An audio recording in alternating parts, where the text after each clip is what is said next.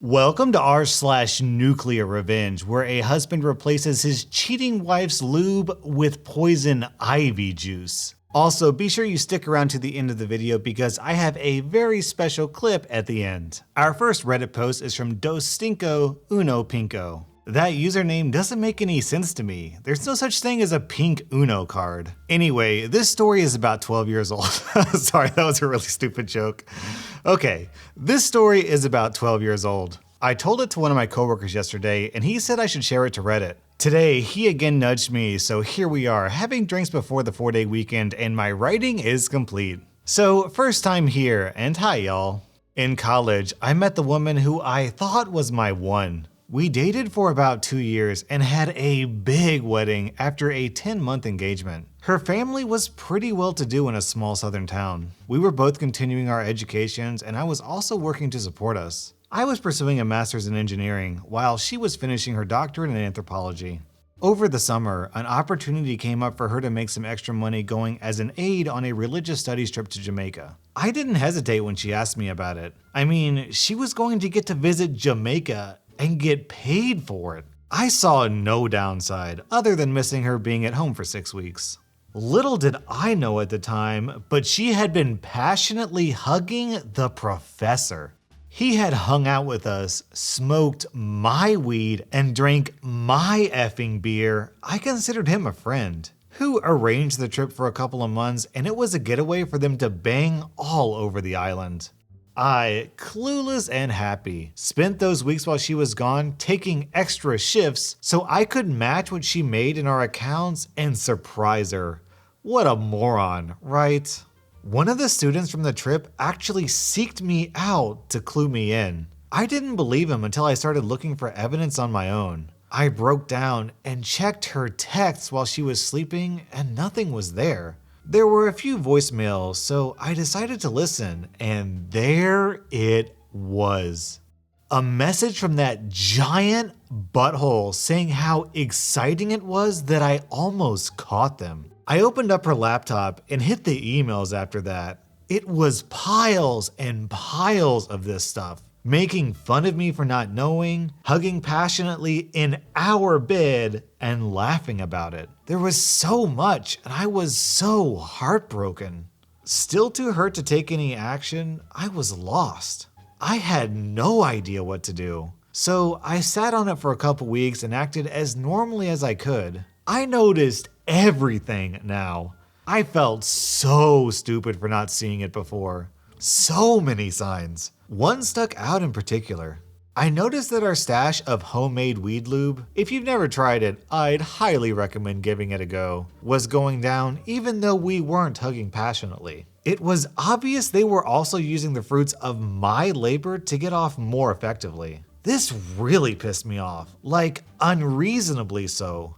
Hulk effing mad. It finally all hit me.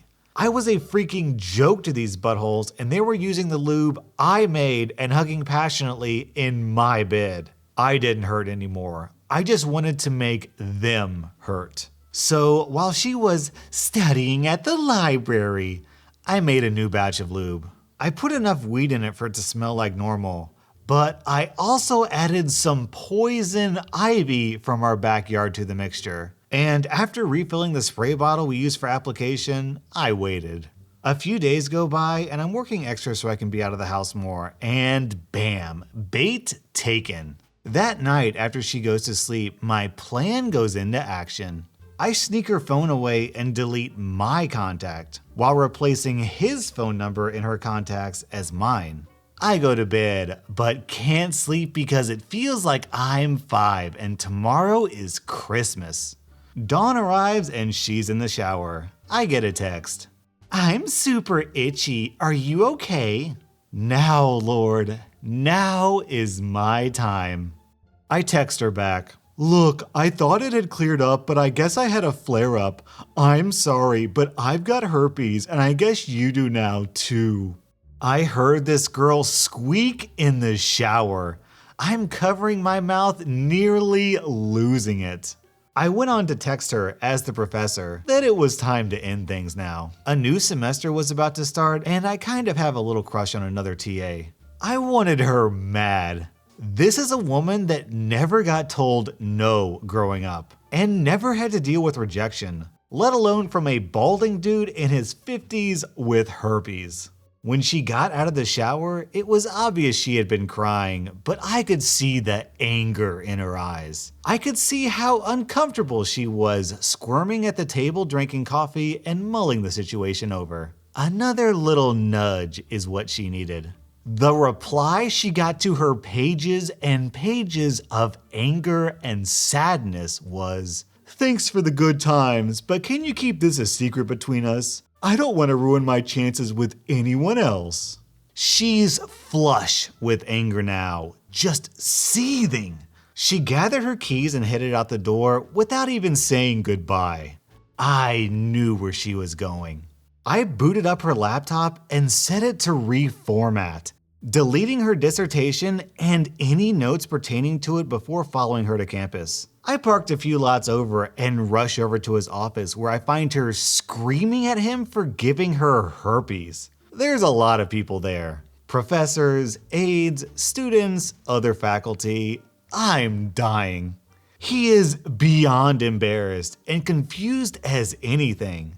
She is ugly crying in front of her peers. I'm in heaven.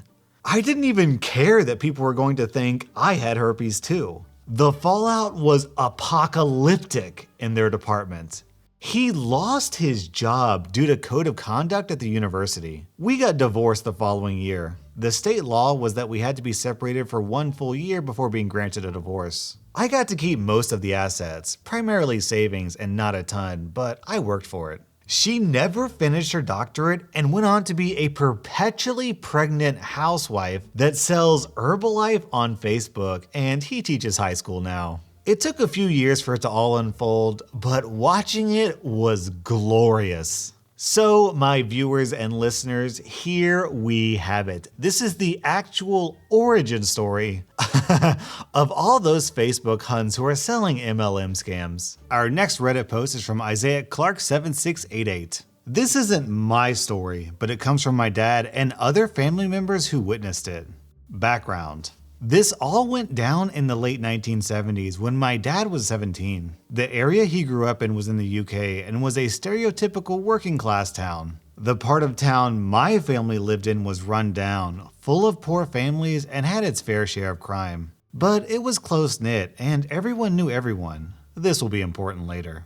Now, my dad wasn't the most well-behaved kid, and he had hated being at school. But aside from a speeding ticket, he had never been in trouble with the police. He was, and still is, a really talented musician and had a very active social life. For his 17th birthday, one of his friends had bought him a leather jacket with a very specific logo on it. We'll call this friend Dave for future reference. According to my dad, it was a rare and quite expensive motorcycle jacket. He was extremely happy that Dave got it for him. Dave had bought himself the same jacket a while before, and it was a big surprise. My grandmother apparently joked that with the jackets on, they looked like twins, and she wasn't wrong. They had similar features, black hair, and were both well known for being kitted out in motorcycle gear.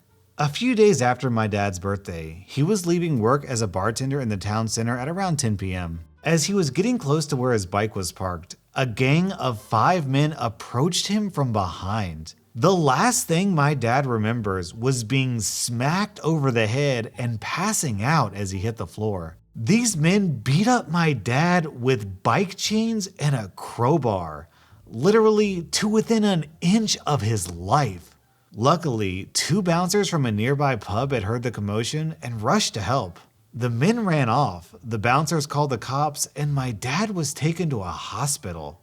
It turned out that Dave had quite a substantial gambling habit and owed a large amount of money to people who you really didn't want to owe money to. They had threatened Dave and told him that they would be looking for him to teach him a lesson. So Dave decided to set up my dad to take the beating instead of himself, or at least lessen his chances of taking it. He had bought my dad the same jacket because these guys knew that was what he wore when he rode. He then arranged for a guy he knew to find out when my dad left work and call up the loan sharks to let them know where Dave was. What a scumbag. The revenge. My grandfather and grandmother were obviously distraught about this whole thing. The first thought on my grandfather's mind was if my dad would survive. When that was answered, his second was how best to get revenge. Bit of background on my grandfather. He was a lifelong boxer and a career military man. Uh-oh. He enlisted at the back end of World War II at 17, stayed in the forces through Korea, and then served in Malaya and Burma as a scout and sniper during the mid to late 1950s. He only reluctantly retired. Oh, I'm so excited for this story. He only reluctantly retired when my dad was little and worked as an engineer after his discharge. The guy was a certified tough cookie, even into his 50s. And although he wasn't the best husband or father at times, he could never stand by and watch his family get hurt. The first move my grandfather made was to call up every ex-service buddy, bouncer, pub landlord, etc. that he knew, and even a few less than legit characters he knew from the pubs. In my town, word traveled fast, and my grandfather was well liked and had a bit of a reputation, so it wasn't long before he had the names and addresses of the 5 men who had attacked my dad. Apparently, these guys had been bragging about beating up a defenseless man from behind. These guys were career criminals with violent reputations, but my grandfather really didn't give a flip who or what they were. My grandfather then called up a few of the most dangerous, hardened guys he knew from the service. He explained to them what had happened, and they were all happy to help. One night, the group kicked in the doors of each thug and beat them to a pulp. All 5 of them. They knew that if they hit one, the others would hear about it and run, so they hit all 5 of them in one night. My grandfather knew that no one would call the police in the area they lived in. Talking to the cops was a big no-no in that area back then, so there was little chance of being caught. All 5 guys ended up bloodied with broken bones, shattered teeth, and the requirement to be fed from a tube by the end of the night. One of them had to be put into a medically induced coma. Of course, the police interviewed all of them in the hospital when they sufficiently recovered, but none of them talked. Both out of fear of my grandfather and fear that they would be labeled as rats, and nothing came of it. But my grandfather wasn't done there. My grandfather used his connections in the clubs and bars to start spreading rumors about why they had been beaten up. Soon, it had gotten around that these 5 guys had effed up and had beaten up the wrong person. Not only that, but they had bragged about it and lied to whoever they worked for about it. Not only were they physically broken, but my grandfather ruined their credibility so that when they got out, no one, criminal or otherwise, wanted to be associated with them. Once this was all done, my grandfather turned his attention to Dave. He had specifically left Dave for last, knowing that he would soil himself, knowing that my grandfather knew what he had done. My grandfather, however, was much more subtle in dealing with Dave, as he thought that a simple beating would be too good for him. He waited and asked around, and it turned out that Dave was not only a compulsive gambler, but also had recently turned into a heavy drug addict as well.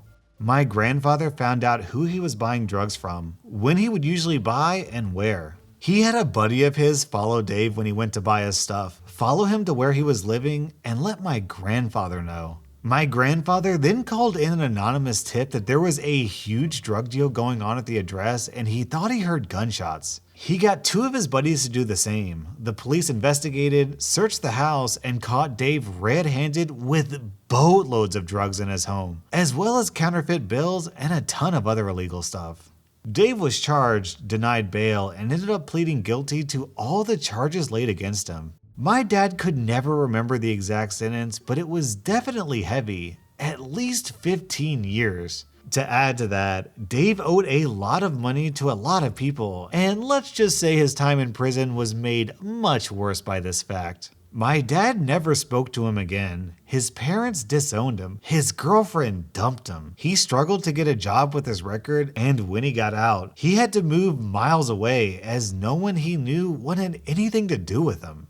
My dad eventually recovered from his injuries, although you can still see various scars on his body from the beating he took. My grandfather never told anyone what he had done until his dad asked him about it when he got really ill in the early 1990s. Dave's life was ruined, and out of the 5 who attacked my dad, 3 ended up in prison later in life, and 2 ended up dead due to crime. My grandfather passed away in the late 1990s, and although my dad and him had their issues, it could never be said he didn't look out for him when he needed it. This is that grandpa is literally from the generation that took down Hitler. What do you think he's gonna do to a moron with a gambling problem? That was rSlash Nuclearrevenge, and here's a video of what Yugo wants you to do to my subscribe button.